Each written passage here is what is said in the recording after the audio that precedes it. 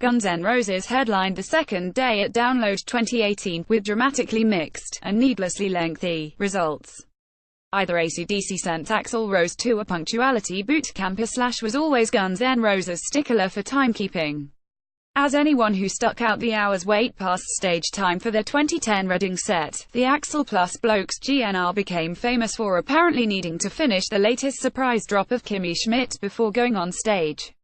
Not so tonight. Semi-authentic GNR experience, now including Slash and Duff McKagan and only missing Izzy Stradlin and Steven Adler for a Appetite for Destruction era comeback. A space, rumor mongers suggest worth watching. This revitalized incarnation arrive at Download a 1 minute early. So confident is Axl Rose of a punctual finish that helps apparently ordered a lockdown on traffic, leaving the site after 10:45 p.m. to ensure himself a swift exit. After 10 minutes of visuals of a GNR tank destroying cartoon zombies, they arrive in spectacularly ragged fashion, blasting out It's So Easy with monstrous intent. Axl, resplendent in trademark hat, chains and arse-cape, struts around the stage looking like Van Morrison, sounding like Tom Waits. Keyboardist Melissa Reese helps out with his shriller warblings and shaken hips that don't lie, but he wish they would a bit. While Slash lets loose frenetic solos on Mr. Brownstone, Axl stomps around like band gaffer, conjuring voodoo from the elemental blues chunder.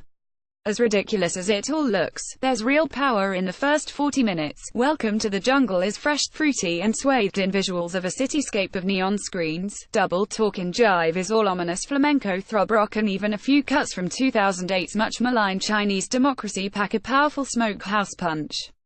An eye-watering opening. Trouble is, GNR is scheduled to play for 3.5 hours.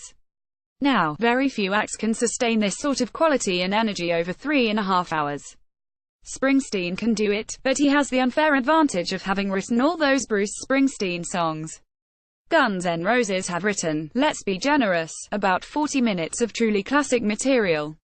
Bung in some solid album tracks, bombastic protest tune, Civil War, and a touching Patience and Fang rarities, aying punk raw through Shadow of Your Love from their pre-Guns days as Hollywood Rose and You've Got a Set in Stone hour 15 tops.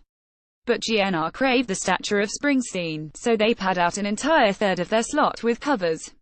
Some they virtually own anyway, no one's begrudging them a fiery Live and Let Die or a pumped up Knockin' on Heaven's Door. Some they pay faithful tribute to. Duff gives the Misfits' attitude a devoted roughing up, and their sit-down take on Wichita lineman is as close to Sublime as they get tonight. But by cramming in the Who's the Seeker, Soundgarden's Black Hole Sun, and a bizarre segment where Slash solos through an instrumental version of Pink Floyd's Wish You Were Here before Axl joins them on grand piano, with a tiny motorbike as a stall, to do the boring bit at the end of Layla, they merely drag the pace of the set to a quicksand crawl. Then, Slash solos. Impressive, nay virtuosic, when sparingly deployed. Heaven knows his gold-weaving riffs rescue this I love from being mauled to death by AXL's god-awful, tone-deaf mewling. But they're pointless, padding the rest of the time. One lengthy boogie-woogie bit we think might be called Time Killer finds Slash proving himself the Jules Holland of LA whiskey rock. Randomly dropping in bits of Johnny B. Good and the theme from The Godfather. When it suddenly drops into the riff from Sweet Child O' Mine, 1,000 Portaloo doors are kicked off from the inside. Because in those sporadic moments that Guns N' Roses fire on all brutal cylinders, they're frankly unbeatable. You Could Be Mine, Night Train, A Sumptuous November Rain, and a show-stopping Paradise City are high watermarks of hard rock. It's a shame all the padding only serves to lessen their stature.